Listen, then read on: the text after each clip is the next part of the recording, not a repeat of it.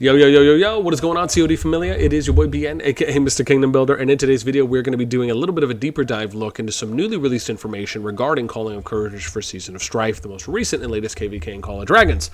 As always, if you enjoy the content, make sure you throw us up, because it helps out a lot.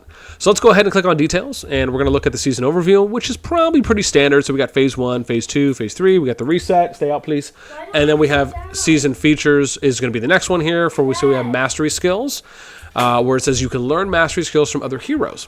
Mastery skills cannot replace starting skills or awakened skills, meaning that you can't do that for skill 1 and 5, but you can for 2, 3, and 4 in between. Mastery skill levels are determined by the skill level of the hero who contributed the skill. Protector quests. Your heroes will issue 3 protector quests each day. By completing them, you will earn stone testaments, symbols of your hero's trust. Only by joining together and fighting shoulder to shoulder can you protect the stone of peace. Mastery monoliths. As the season progresses, players will gain up to 5 mastery monoliths, which can be used to activate mastery skills. Use stone testaments to unlock random mastery skills and activate them on monoliths to expand your hero's repertoire of abilities. 4-way struggle. Lords from different realms will begin their journeys from 4 regions of Tamaris. They will traverse towering mountains and murky forest to arrive at their destination, the Stone of Peace. As their forces converge, who will emerge supreme? You can now build a brand new building, the Alliance Siege Bastion. Based on Alliance towers, Alliance Siege Bastions will attack Alliance buildings within range and be garrisoned by deploying legions. Now, I'm a little iffy on this because part of me feels like I would rather the game be more predominantly focused on open field and really continue to differentiate itself between Rise of Kingdoms and other kingdom builders. At least that fall into something like a RoK system, where it is a little bit more emphasized on rallying rather than it is kind of majority focused on open field, i.e. Call of Dragons. Now, I'm okay with static buildings because I think that's okay. So if we look at things like passes, right, that just never move, they're just always there, right? You can't really destroy them and rebuild them, right? For why those are rallied and garrison, I'm okay with them. I'm okay with a little bit of spice, but a little bit too much just feels like it's kind of taken away from the organic and just uniqueness that CoD is providing. Season map. This is cool because we finally get to take a look at how things look. And, without saying look twice, but we have Lanasa, Burning Lands, Valdoran, and Darlin. So we have 4 corners here, essentially each representing their own camp, which could be anywhere from 1 kingdom to multiple kingdoms in them. We'll have to see how that looks once matchmaking ends up going on later today.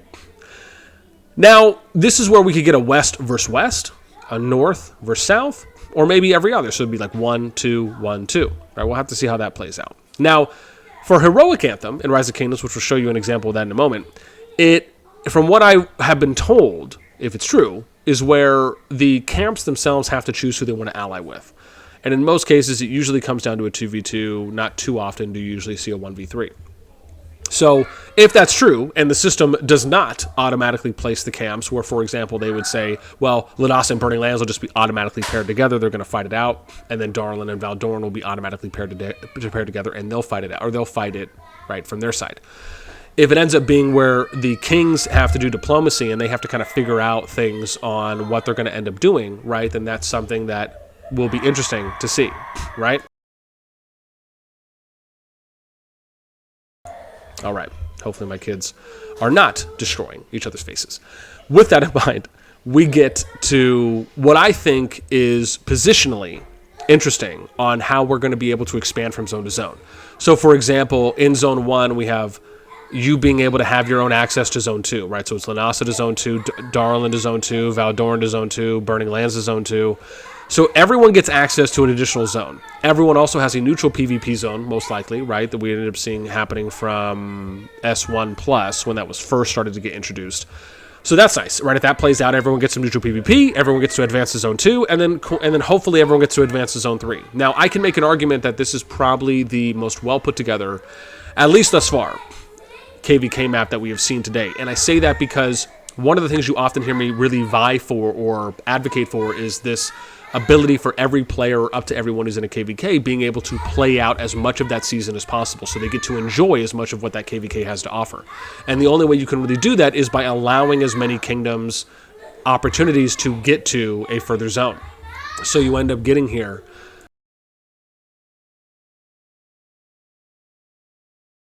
Okay. So basically my kids are killing each other. With that in mind, now we get from Zone 2 to Zone 3, and it appears everyone is going to get access to that as well if the passes end up lining up, whether that's 1, 2, or however many. Now, the one thing that I am a little iffy on right now is where you have Valdoran that has access, what appears to be, over here to Zone 2 from Burning Lands. And then Lunasa ends up not having access to another Zone 2. Darlin doesn't, and Valdoran is the only one, right? And Burning Lands doesn't. So that is a little iffy. That's a little iffy to me right now because I don't know. Does that mean that Valdoran is going to have a little bit more of an opportunity where they kind of get the flex pick on being able to go from one Zone 2 between two different Zone 2s? Or is that just an aesthetic visual, right? And it's not going to mean anything. So we'll have to see how that one plays out. Now what I would like to do is kind of show you my little drawing here before we kind of get into some other things, right? And this is, again, please excuse my childlike Crayola drawings, but this is how it looks to me based on what I can see for the white border lines for how it's going to end up looking. And that's why you end up seeing me mentioning that part here, which, let me go to a little bigger one, and then we'll go yellow, right? Where you see Valdoran, it looks like might be able to have access here and then peek in. Right? So that could be something if it ends up playing out that way. Okay, now let's look at something that is a little bit similar, right? So this is Heroic Anthem, right? So you have similar registration rules for Rise of Kingdoms, where kingdoms can unite to choose one of their stories. After registration, multiple camps get placed in the same story. Kingdoms who did not participate 3 times in a row will automatically be registered, right? So you're seeing similar rules here, and from the kind of the porting, if we will. We have Fog, we have Bastions, right? So that's similar. Support skills is similar. The favor, I don't really know unless it ends up being like the monolith stuff and quests. You can see the map for how this looks over here, right? So you have the northwest, right? It's all kind of similar for how it looks, where you have the passes going into the neutral PvP zones. We have the access going in. However, you also see here that, at least on the southeast, so that's why I'm thinking maybe it's just a visual thing, because the way it looks here is that nobody has access into another person's Zone 2, but you do have the neutral PvP areas, which again means that we'll probably end up seeing the Dwarven statue fights between the Zone 2s. That'll kind of be the natural progression before we end up going into Zone 3, again, if it plays out that way. Here's kind of a timeline for what you see, where they have Eve of the Crusade, which basically is our brink of war. And you could see that also shown here in, if we go back, you could see the timeline, right, where they now have brink of war that you're going to end up participating in it. So they kind of threw that in there, meaning that now it's going to be that much longer until we actually get to the Season of Strife KvK. So results will be announced tonight, but then eventually we're going to have to get to brink of war, which that could, I want to say this, I hope it doesn't take 9 days. I hope it's like a day for each thing, right? Because I just don't know if people are really going to want to be waiting that much longer. And then maybe the next ones, right? For the other KvKs that are being lined up or haven't hit their end of season yet, maybe they can make those appropriate adjustments. But to me, I think anywhere from like 1 to 2 days, 2 days at the most. But part of me feels like I would be okay with them doing it 1 day, where maybe it's like 1 day prep, so you get to see what everything's going to be, and even if it's like a 4-day event, so it's like 1 day prep where you get to figure everything out, you get to organize and structure out your kingdom, make sure everyone's prepped, and then you do 1 day for each event, right? I don't really think it needs to be any more than that, in my opinion. I'd love to hear what you guys think, though. You know, are you okay with that? Do you think, no, it's okay if it's 6 or 9 days? Let me know. And then you see Crusader Camp, Crusader, so Ruins, right, which basically I believe is our, if that ends up being our Dwarven statue or our statue event. You get forts, pass 4, 2 days in, right? So you kind of have to think, right, if it starts here, 1, 2, 3, 5, 6, so you're 8 days in for the first pass. And again, I don't know if this is a 50-day thing as well, but you're 8 days in for the first pass, 10, 12, 14, 16 days in for the next pass, and then it's 19 days for pass 6. And then pass 7, right, what did I say, 19, 20, 21, 22, 24, 26, 28, 30 days for pass 7, 33 days for pass 8. Which I believe would be, if that ends up being final, again, we'll have to see how that one plays out. Now, I don't think we're getting any of these things that have been in there, as far as like the crystal stuff. Coalition, again, that's pretty standard for what we're kind of seeing now, except...